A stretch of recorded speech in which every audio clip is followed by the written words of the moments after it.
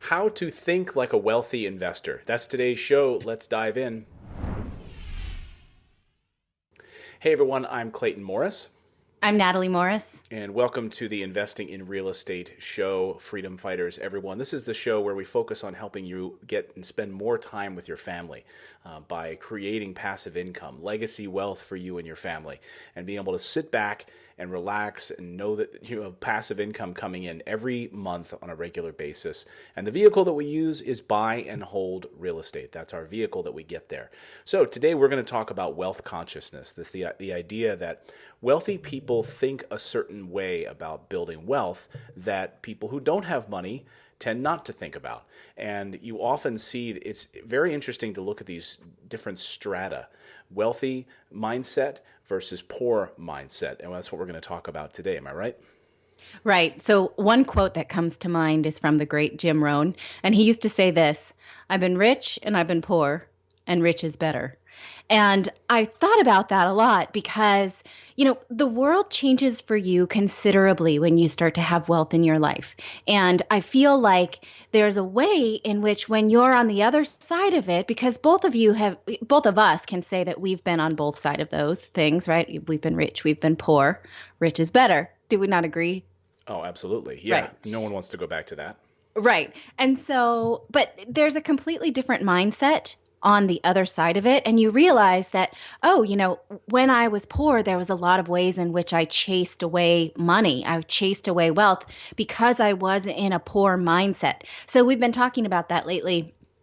And I think part of the impetus for this podcast is because you get a lot of people who call in to talk to you about real estate investing, and you are able to point out these little I want to call them like cactus pricks of fear that are sticking to these people yet, and you're like, that person's not ready. That person's not ready, right? What are some of the languages that you hear that people are like chasing away their wealth by not having a healthy wealth consciousness?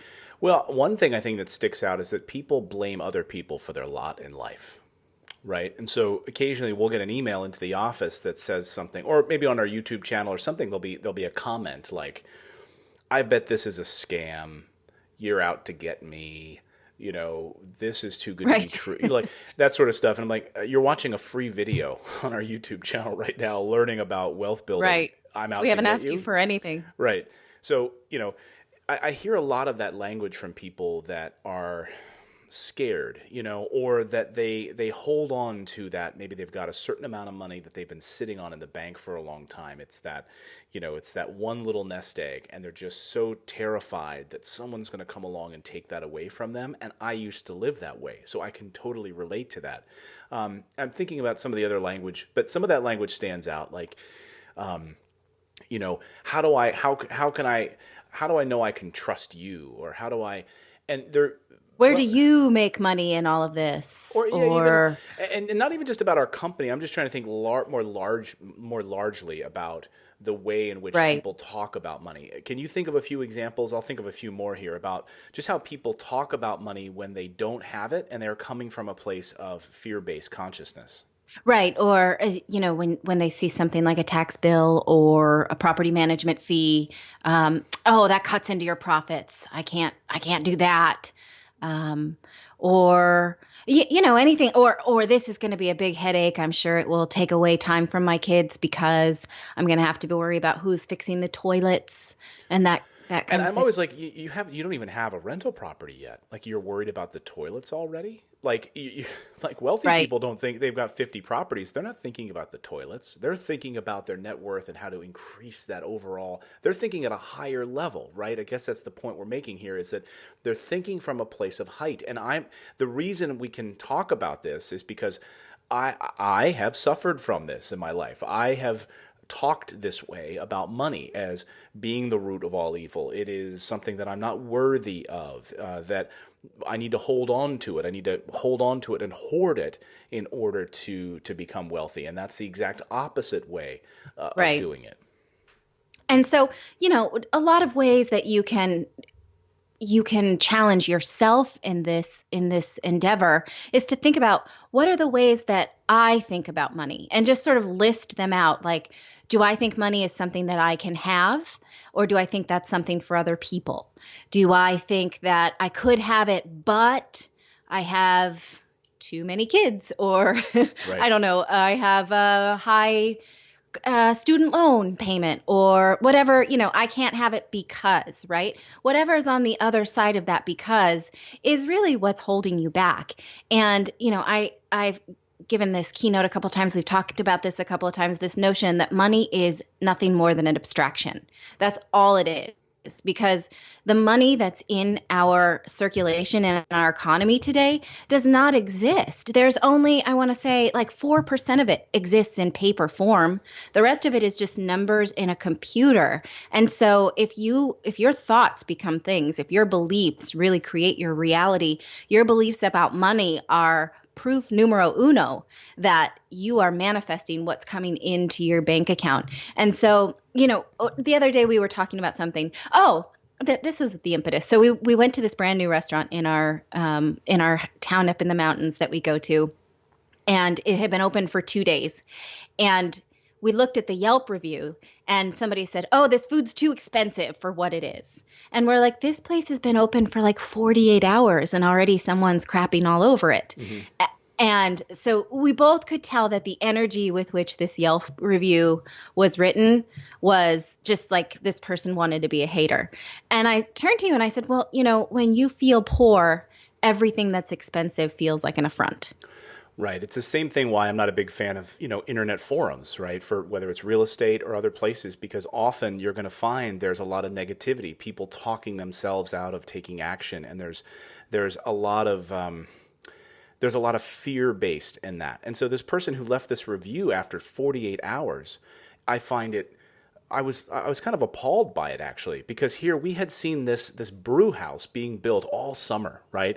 And Right. it was this beautiful like stonework, and they put in all of these big brew. What do you call those? The big The big canisters, I don't that know they what they're brew the called. beer, and so there were all these like local newspaper articles about this brewing house being built over the summer, and I was excited. I was like, great, we can get growlers and take them home, and it'd be great to be able to go there and watch a Sunday NFL game or something like that, and sit and have one of their own made beers that they're making here on the premises for this town. I think it's great for the town. They're going to employ a lot of people. It's going to be a great benchmark of this community. I'm excited about it. So when we drove up there, I said, "Oh, I bet it's open." Sure enough, it was open for 48 hours. We go in, we sit down, and these people are working really hard, but they've got a system, they had a vision for it, and I was super impressed by it. And so for someone to say that, oh, this food is expensive for what it is, again, it was coming from a place of, I guess, fear, right? It was coming from a place of, I can get a cheeseburger at McDonald's for $4. What's so special Right. about this place, right? Yeah. It's just we could tell that it was someone who was trying to be a hater because they were triggered inside of themselves that like they're asking too much of me for this experience.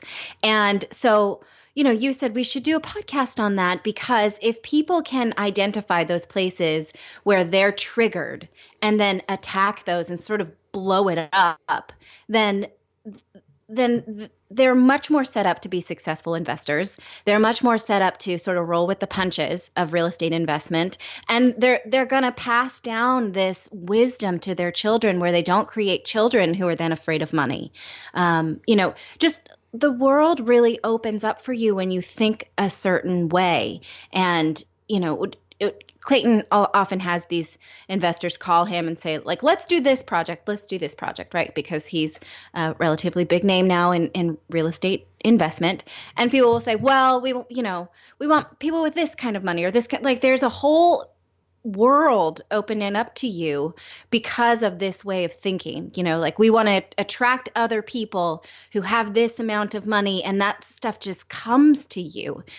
So whatever your philosophy is, your personal spirituality, every type of religion believes in this kind of manifesting. And so really, if you think about this type of prosperity and how you can hold yourself back, you can create so much inside of your family when you challenge yourself in that way. I was speaking with, and this is not to name drop, but the other day Robert Kiyosaki was kind enough to have me on his radio Oh, show. really? Did you hear that name? Just Well, I think among our audience, we You're know gonna it, drop right? the pen right there on the So desk. from on the Rich Dad Radio show, and during one of the commercial breaks, we were just having a great talk for like 10, 15 minutes, actually. I think the commercial break extended because we were just having so much fun talking about books, and Robert had recommended a book to me, and we were all commiserating about it. And the book that he recommended was a book called Awareness by Anthony DeMello, DeMello. And so I immediately bought it, started reading it, and I even came home today and was talking about it with you over lunch and said, this book is fantastic. I said, because so often we're driven by fear and anxiety, and it's all fake. It doesn't exist at all. And one of the key takeaways in the book, to your point about we create our own reality, I'm going to read a little excerpt here. He says, most people, spirituality means waking up. Most people, even if they don't know that, are asleep. They're born asleep, they live asleep, they marry in their sleep, they breed children in their sleep, they die in their sleep without ever waking up. They never understand the loveliness and the beauty of this thing that we call the human existence.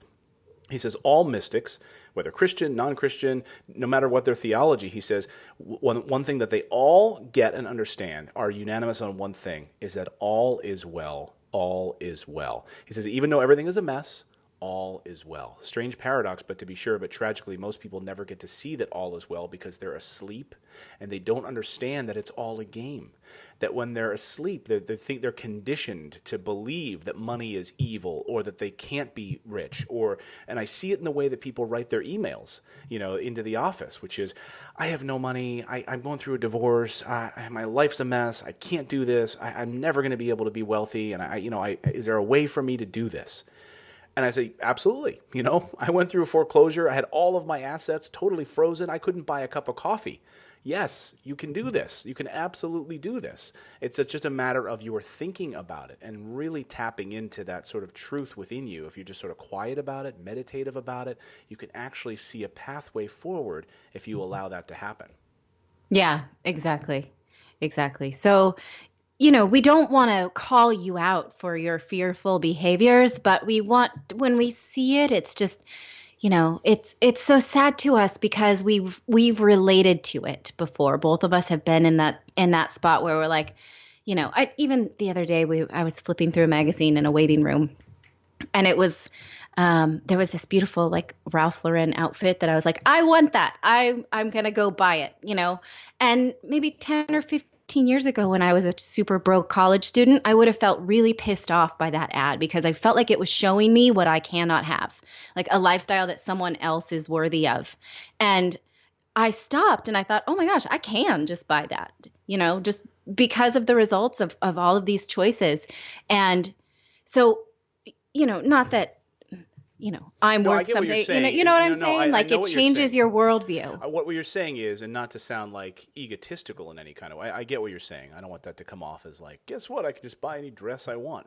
That's not really the case. It's that. Right. And I didn't. But, the point was I didn't feel as triggered by it before. Whereas when I was young and broke and would watch Sex in the City and they would talk about all their $400 shoes, I would be so scandalized. And I felt like that's for them and not for me. Like Right. that's for other people. And And when you you think took a about that negative type of approach to it. lifestyle, right. Yeah. Well, and that's what that Yelp review was about, right? It's like, yeah, fine, these hoity-toity beer hall making their cheeseburgers and charging $9 for a cheeseburger. Yeah, that's, it's that same sort of affront. Like they're almost feeling like threatened by this $10 cheeseburger, right? As if it's some sort of a threat to them.